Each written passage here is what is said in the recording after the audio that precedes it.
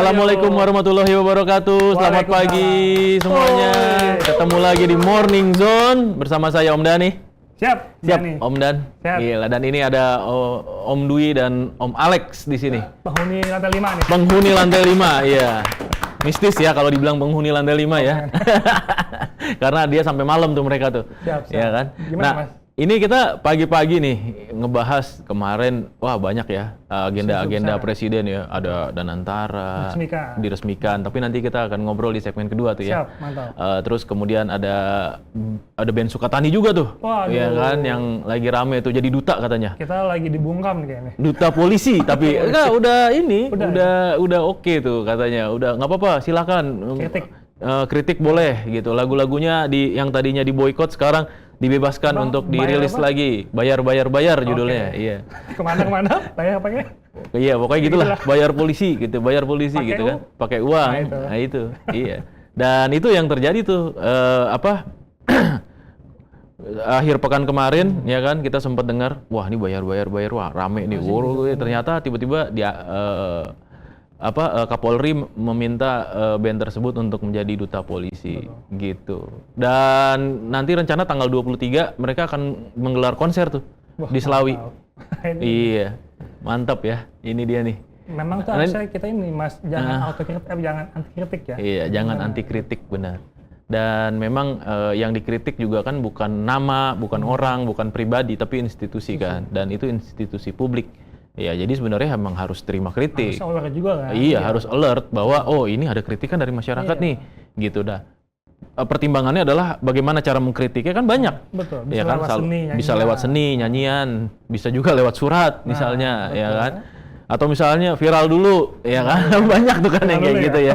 Harus viral dulu gitu ya kan, melalui curhatan di media sosial gitu ya. Tapi itu kan bagian dinamika dari sebuah institusi agar institusi itu juga bisa jadi lebih bagus lagi ke depannya.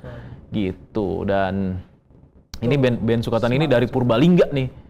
Ya kan? Yang katanya juga vokal saya guru SD kalau saya. Yes, Guru Islam. ya guru SD, Novi namanya. Nah, guru yang juga katanya sempat dipecat katanya. Katanya dipecat. Tapi dari pihak sekolahnya sudah mengklarifikasi bahwa pemecatan atau penghentian pekerjaan itu dilakukan di tanggal 6 Februari. Sebelum itu ya? Sebelum itu, iya. Karena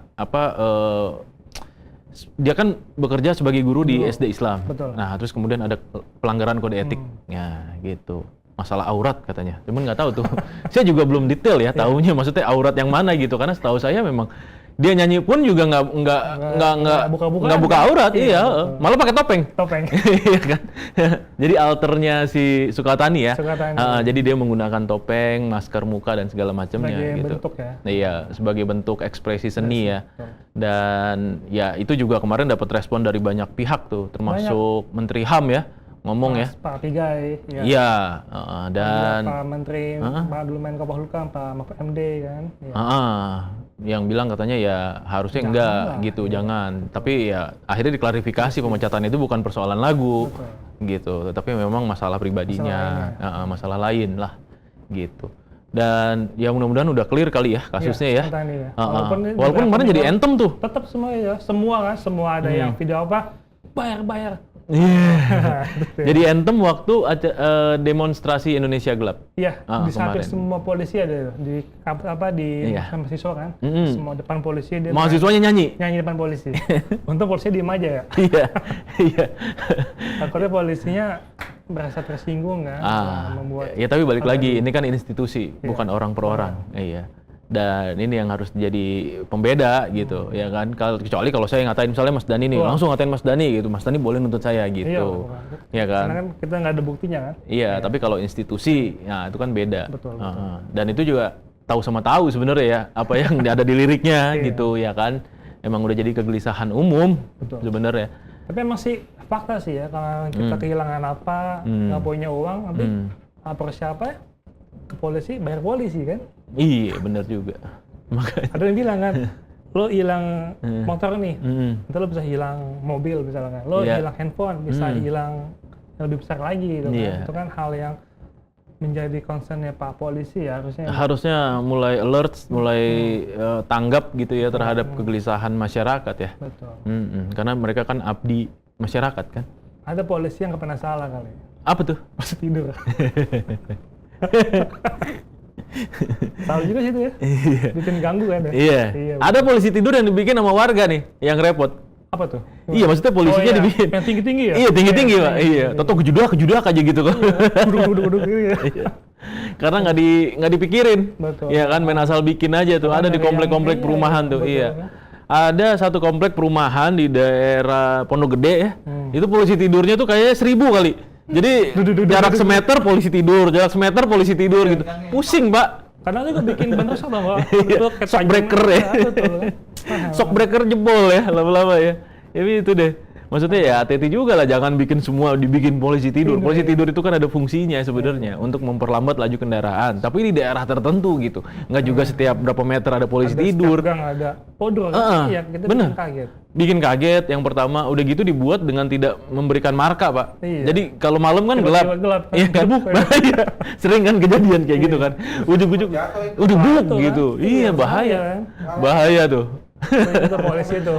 Nah, iya, apalagi yang udah berumur kayak Om Dwi, Om Alek gitu kan.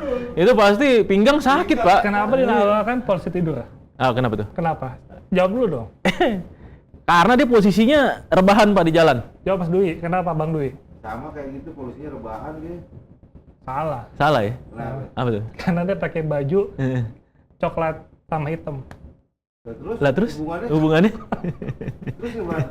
Ini jokesnya mau kemana nih arahnya nih? Waduh, pagi-pagi belum sarapan. Kayak belum makan. Aduh, pagi-pagi belum sarapan begini joknya. Udah, nggak menyelesaikan masalah juga tuh. Kenapa dibilang polisi tidur? Apalagi Om Dan yang lagi rame di Okezone? Selain Sukatani ada lagi yang kepala daerah yang retret di Magelang. Oh, kan dia juga lagi rame nih. Yang kader PDIP ya, yang arahannya Bu Megawati. Tunda dulu kan, tapi sebenarnya banyak juga yang masih ke sana karena arahannya kan memang ini kepala daerah dilantik sama presiden, dipilih sama rakyat, harus mengabdi kepada pemerintah, pada rakyat. Jangan sampai ada salah menurut tafsir, wah nanti kader PDIP lagi kan, bukan lagi wakil rakyat. Iya. Tapi katanya udah mulai jalan ke sana ya, Mas Pram juga udah ke sana ya. Kan Pak Masinton. Yang itu yang ikut kan. Iya, ikut. Mas Masinton ikut ya? Iya, ikut. Iya. Mas Pram kayaknya nyusul nih. Tapi kayaknya kan, belum nyampe ke Akmil ya? Karena kan 7 hari ya. 21 ke 28 Februari ini. Jadi baru hanya sampai di Jogja kalau nggak salah ini. Iya. Nah, ini nunggu arahan selanjutnya mungkin ya. Mungkin nanti dia akan jadi jembatan kali ya. Harusnya sih semua Mas Pram kepala daerah ini ikut ya, harusnya ya. Harusnya sih, tapi ya makanya ini kan juga terkait banyak hal ya. Iya, termasuk kemarin juga ada kasus Pak Hasto ya kan, dan ini memang jadi apa implikasinya kemana-mana nih, termasuk juga kader-kader PDIP yang diminta untuk ikut retret. Dan ada surat edaran juga dari Bu Mega ya kan, untuk kader-kadernya menahan diri dulu sampai ada instruksi lebih lanjut. Walaupun memang ada beberapa kepala daerah yang sudah datang tuh. Udah datang ya? Ya di beberapa daerah di Magelang ya sudah. Dan ini juga Mas Hasto juga udah jalan sampai ke sana nih, tapi kayaknya belum nyampe ke Magelang nih. Maksudnya belum nyampe ke Akmilnya. Ya mungkin nanti kita tunggu ya, mungkin nanti ada perkembangan lebih lanjut soal ini. Apakah nanti semuanya akan hadir dari PDIP untuk ikut atau memang tidak sama sekali gitu? Harusnya ikut semua Mas ya. Iya. Tapi apa aja kegiatannya sih? Wah ini Pak Masinton nih. Ada yang mirip sama Pak Masinton kemarin? Viral di bandara tuh. Viral iya, karena wartawan salah wawancara ya. Dipikir Pak Masinton ya? Iya, ternyata. Saya bukan dari PDIP. Ternyata Bupati Purbalingga ya? Iya, itu salah itu. Mas Fahmi. Dan itu memang mirip sih ya, Fahmi Muhammad Hanif ini. Iya. Dan ini katanya bupati termuda nih. Dia juga sama kelahiran tahun 1996, Pak. Usianya 20 sampai 30 kali ya? Iya, 28. Bener nggak? Betul. Kita usia 40 jadi apa, Mas? Bapak 40? Saya masih 30. 30 tambah 20 ya. 50. Iya. Tapi dia maksudnya sempat ketukar tuh ya, karena mukanya mirip katanya tuh. Mirip banget. Iya. Dan ini lucu juga ya.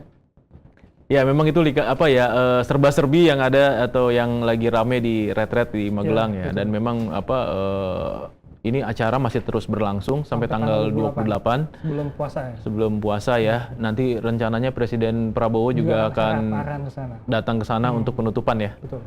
Ya, mudah-mudahan berjalan lancar semuanya. Dan yang penting sih sebenarnya bagi kami nih rakyat, bagi kita nih ya, rakyat kita kecil jelata ini berharap sebenarnya memang benar-benar ada hasil ya kan, nggak cuman ngumpul buang-buang uang gitu, tapi memang ada sinergi yang dari pusat ke daerah semuanya berjalan dengan satu alur yang sama lah gitu ya kan, semangatnya tetap sama gitu untuk mengembangkan ekonomi daerah, pembangunan daerah. Bu Sri Mulyani kemarin ngomong juga ya katanya. Iya, jangan mengandalkan APBN, APBD. Mungkin kepala daerah diminta untuk narik investasi, narik skema-skema lain kan. Ini jadi kan, lebih diberikan kebebasan agar kepala daerah juga mau menerima investasi. Betul kan, apalagi kan untuk kemajuan daerahnya. Efisiensi APBN kan.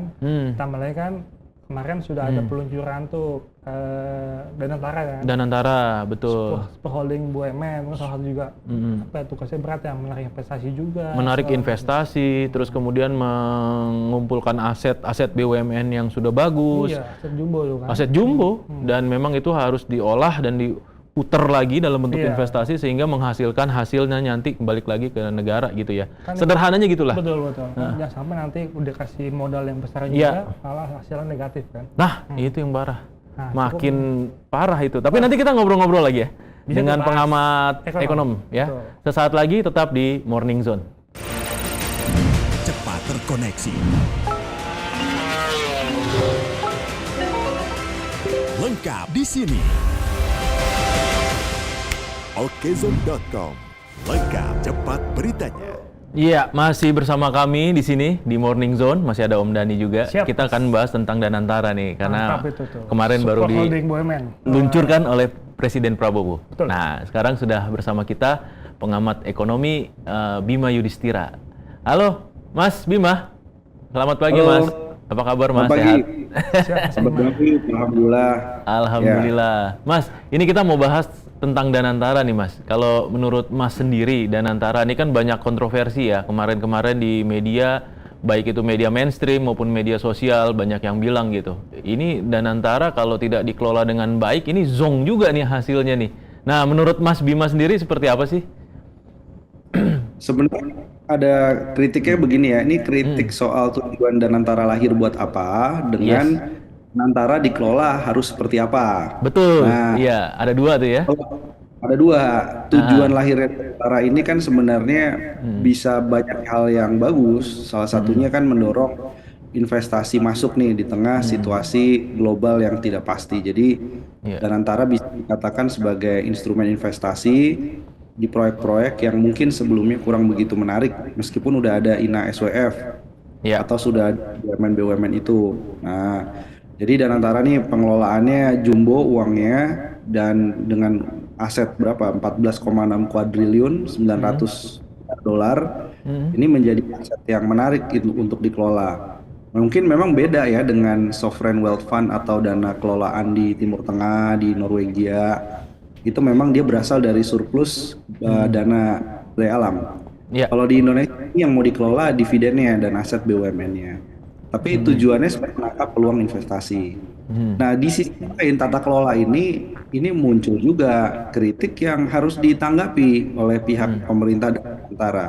Kritiknya apa? Misalnya, itu nanti kalau misalnya bank BUMN asetnya masuk dalam kelolaan Danantara, kemudian Danantara sebagai unit bisnis itu bermasalah, ada resiko itu tentunya. Ini dana nasabahnya bagaimana? Aset BUMN-nya ikut menjadi masalah atau enggak? Nah, kemudian selain itu juga kalau misalnya Danantaranya itu melibatkan mantan presiden, artinya bukan orang yang sifatnya profesional. Dia hanya misalnya politisi, ya, atau karena dulu pernah berjasa secara politik. Tapi yang dibutuhkan untuk menjadi sovereign wealth fund yang kuat itu adalah orang-orang yang profesional. Contohnya di Temasek Holding di Singapura. Itu kalau dilihat board of director, board of commissioner-nya itu ngeri-ngeri tuh. Ada dari Unilever, ada dari Amazon. Artinya mantan karyawan ataupun direksi dari perusahaan multinasional yang masuk 500 Fortune terbaik di dunia itu masuk ke dalam si holding dari BUMN yang ada di Singapura. Nah, Iya. Indonesia mau itu nggak nih kalau benar-benar profesional? Jadi jangan jadi kendaraan politik, ini kan kendaraan investasi.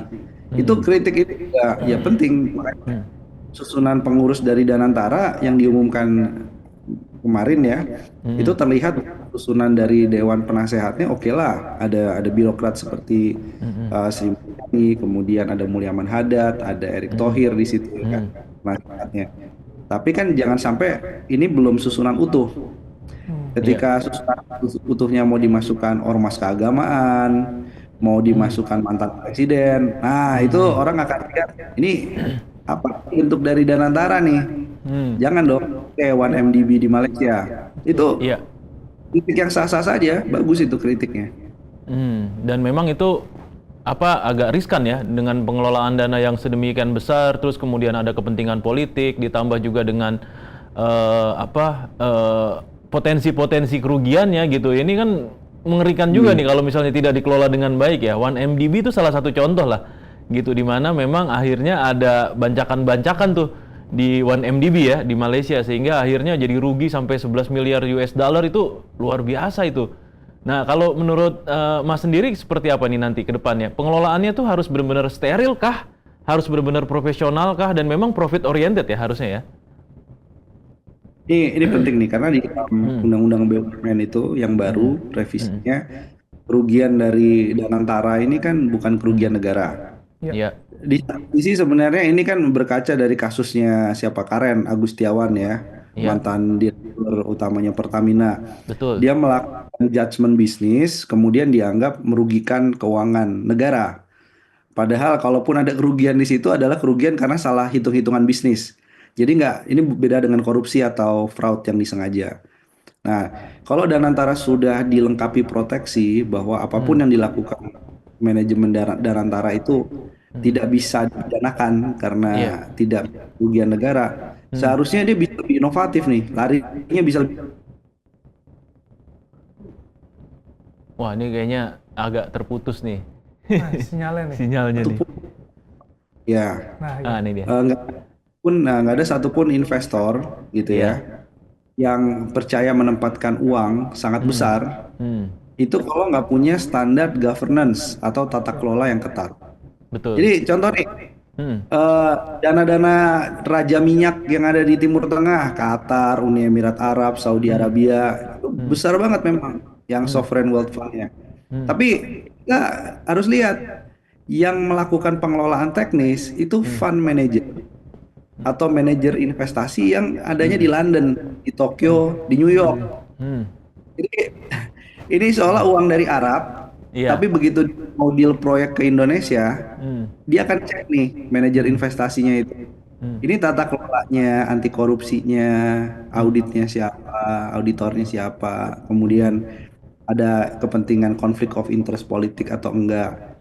Itu tuh jadi syarat utama sebelum ngomong, oke, saya akan investasi di IKN, saya akan investasi buat bendungan atau investasi buat panel surya mengambang kayak di Waduk kemarin.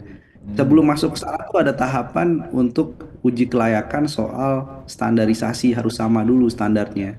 Nah, jadi ini PR nih. Kalau mau menangkap uang jumbo besar dari negara manapun, standar dari Danantara ini harus lebih baik dari standar BUMN yang ada sekarang. Iya, dan itu penting ya untuk menunjukkan trust. Yang jadi persoalan sekarang kayaknya negara kita ini lagi erosi nih, trust-nya nih.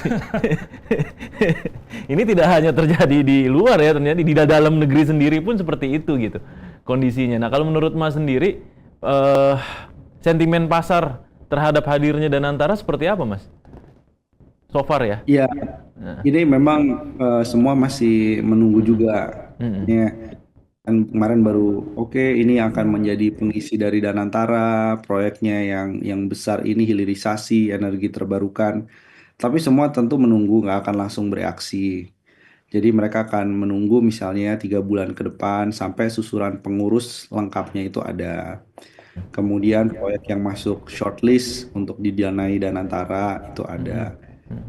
kemudian juga apa implikasi dari dividen tidak disetorkan ke negara, disetorkan ke Danantara, ini bisa meningkatkan kinerja BUMN nggak di bawah Danantara ini. Nah itu juga hal yang menjadi konsideran gitu ya, penting bagi investor untuk itu.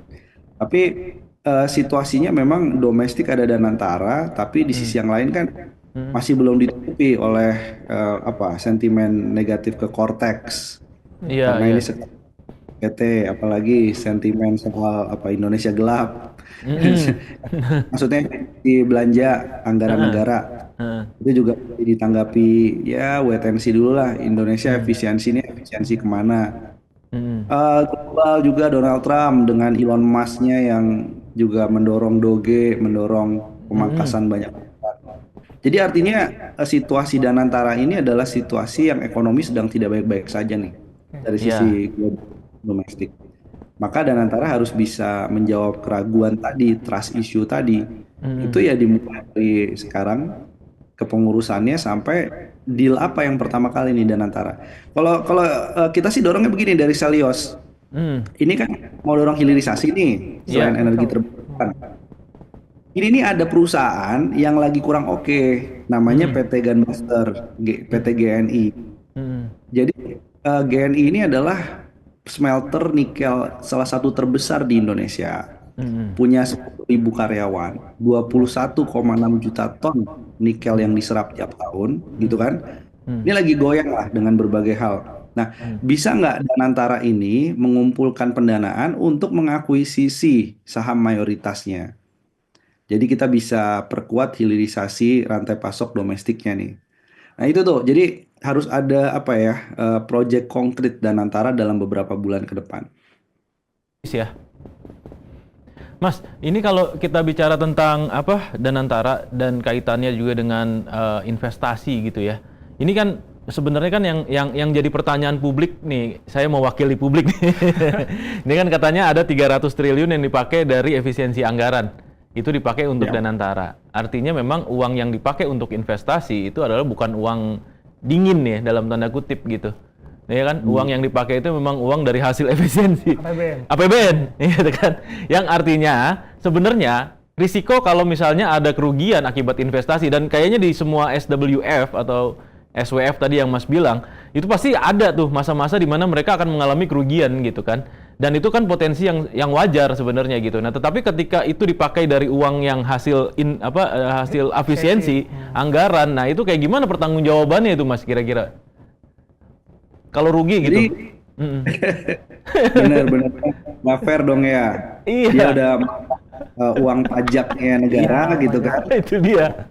Kemudian ketika BUMN Danantaranya dapat untung, dividennya disetorkan lagi ke Danantara. Kalau rugi bukan kerugian negara. Jadi gimana? Sebenarnya Pak Prabowo itu kan ngejelasin ada beberapa tahap efisiensi. Ada efisiensi APBN, ada efisiensi internal BUMN. Nah, Danantara ini cocoknya adalah efisiensi internal BUMN. Contoh, misalnya, jadi mulai dari pucuk pimpinan BUMN ya, yang beberapa yang boros-boros itu kayak ngapain dikasih tunjangan rumah gede-gede, ada rumah dinas, mobilnya banyak, udah dikasih supir, tantimnya, bonusnya, gajinya, itu dipangkas-pangkas dulu tuh, satu-satu tuh, ya kan? Nah, begitu pimpinannya dipangkas, lebih sehat BUMN-nya, pasti dia nyumbang dividen lebih besar kan harapannya. Betul. Cost efisiensi. Jadi dividennya itulah yang kemudian jadi pemupuk modal Danantara. Fair. Dari BUMN kembali lagi buat BUMN. Jangan dari APBN untuk mupuk modal Danantara. Nah, itu iya. Itu gimana? Kalau gitu berarti aset kelolaan Danantara adalah 3.000 triliun APBN ditambah 14,6 kuadriliun. Itu sebenarnya aset. Jadi harus dipisahkan juga dong asal modalnya. Tapi memang itu yang terjadi saat ini kan ya? Memang hasil efisiensi anggaran yang dipakai sebagian untuk Danantara. Benar nggak sih Mas? Ya mungkin buat sewa gedung ya, buat gaji awal-awal. Jangan dibiasakan dicampur adukan begitu ya, karena undang-undangnya udah jelas ada pemisahan aset. Dan memang harusnya ada pemisahan aset ya terkait soal itu. Mas, kalau kita bahas lagi lebih lanjut, sosok yang sudah ada namanya nih. Ada Pak Rosan. Ya, ada Pak Rosan. Pak Pandu, ada juga Pak Doni Oskaria. Betul. Iya kan, itu masuk di dalam jajaran petinggi Danantara nih. Kalau menurut Mas sendiri, sosok tiga sosok ini seperti apa sih, Mas? Nah, ini menarik nih, berarti masih dominan orang-orang Jokowi ya. Masih menteri-menteri lama Pak Jokowi, mulai dari Dewan Direksinya sampai Dewan Penasehatnya tadi ada Pak Erick Thohir. Iya. Itu berarti orang-orang lamanya Jokowi ini menunjukkan bahwa Pak Prabowo masih butuh tim ekonominya Jokowi untuk menjalankan pemerintahan termasuk mengelola Danantara itu kesimpulan. Jadi Ini memang kesimpulannya awalnya multi tafsir nih kayaknya. Hati-hati gitu. makanya pertanyaannya tadi di awal, ini Danantara menjadi kendaraan untuk investasi atau kendaraan politik. Betul. Awalnya tuh pada waktu rame-rame pembahasan undang-undang BUMN, termasuk aplikasi pengurus dan penasehat, sebenarnya kita minta itu bahwa Danantara ini harus diisi layaknya Temasek Holding gitu, layaknya sovereign wealth fund lain. Kayak tadi, kalau perlu kan, ini bukan masalah nasionalis nggak nasionalis, tapi kita pengen profesional kan. Misalnya ada direksi dari Amazon, dari Uber, dari eBay, dari Tesla gitu. Itu dikasih gaji aja yang gede, mau nggak ngurus Danantara? Nah, harusnya udah mulai membajak talenta-talenta global atau diaspora Indonesia. Ngapain kerja di mana? Adidas, ngapain kerja di Tesla? Pulang sini, biar nggak kabur aja dulu kan. Iya. Mendingan pulang untuk jadi direksi dari Danantara. Sebenarnya itu kan susah sekali gitu dilakukan karena memang antara politik dan bisnis dalam mengelola Danantara ini sekarang masih tercampur adukan, dan itu yang membuat sebagian makanya masih wait and see dulu. Dan itu yang jadi persoalan ya ketika ada pencampur adukan yang tadi Mas bilang itu kemudian menimbulkan ini trust-nya juga berbeda nih gitu, terutama trust di pasar nih akan seperti apa gitu ya terhadap Danantara. Mas, harapan Mas nih terakhir ya, dengan adanya Danantara ini kan sudah ada ya super holding yang kita punya gitu, harapannya apa Mas? Ya, kita melihat selain perbaikan tata kelola itu satu hal lah. Pakailah standar yang paling tinggi tata kelola, pakai ESG, bisa pakai OECD ya, pokoknya yang ketat sekali standarnya, jadi nggak ada celah Rp1 pun dikorupsi. Tapi di sisi lain proyek yang harus didanai harus proyek yang berkelanjutan, proyek yang hijau, karena itu membutuh uang banyak nih untuk transformasi ekonomi Indonesia. Jadi kalau dana-dana dari Uni Emirat Arab sudah mau masuk, langsung aja kejar. Butuh apa Uni Emirat Arab di Danantara yang kurang? Bank syariah. Karena dana dari Timur Tengah ini butuh aspek syariah. Dia bikin aja produknya, dorong aja untuk masuk ke dalam ekosistem Danantara. Itu sih yang lebih teknis, nanti kita tunggu dan kita dorong. Kalau memang proyeknya adalah proyek bersih, itu ada efek positifnya ke ekonomi. Oke deh. Mantap ya. Terima kasih ya Mas Bima atas insight-nya pagi ini. Nanti kita ngobrol-ngobrol lagi kali Mas ya, karena waktu terbatas. Kita stop dulu untuk hari ini. Mungkin nanti kita akan ngobrol lagi update selanjutnya terkait soal ini. Mungkin udah ada perkembangan lebih lanjut ya. Terima kasih ya Mas. Kita ketemu lagi. Sama-sama. Iya. Wah, nih. Dikawal. Ya sampai ada satu rupiah yang di korupsi. Nah, itu penting tuh. Iya. Dan mudah-mudahan ya tadi ya dibilang sebenarnya niat tujuannya itu bagus. Betul. Ya, tinggal bagaimana pengelolaannya. Apakah pengelolaannya nanti akan baik ya kan, bersih ya kan, transparan, akuntabilitasnya jelas. Itu pasti otomatis akan menghasilkan pundi-pundi rupiah buat Indonesia. Betul. Jangan nanti kita kasih uang besar, malahnya gagal ya. Waduh. Rugi. Nanti makin kita bayar dulu lagi nih. Iya, tadi kan seperti yang tadi dibilang gitu sama Mas Bima ya. Kalau misalnya kerugian ini apakah ngaruh juga kepada terutama bank-bank besar ya? Nasabah-nasabahnya gimana nih gitu ya kan? Karena asetnya udah keambil semua untuk nutupin kerugian misalnya. Nah, itu kan juga jadi hal yang harus jadi pertimbangan. Emang harus hati-hati banget ini. Bicara soal ekonomi dan antara Indonesia ekonomi Indonesia dan Danantara ini memang harus hati-hati. Pak Rosan, Pak Pandu, Pak Doni nih. Dan emang benar-benar harus melepas semua dan bekerja dengan tulus dan ikhlas. Betul. Iya. Mantap nih. Itu yang paling penting ya. Ditunggu tuh. Gebrakannya ya. Betul. Gebrakannya. Oke. Masalahnya. Seru juga nih pagi-pagi nih kita ngomongin ginian. Oke, Mas Dan, thank you ya. Siap. Atas waktunya ya. Siap. Nanti kita ngobrol-ngobrol lagi. Oke Zoners, sampai jumpa. Kita ketemu lagi besok di Morning Zone, tetap di jam yang sama, jam 8 sampai jam 9 pagi. Assalamualaikum warahmatullahi wabarakatuh.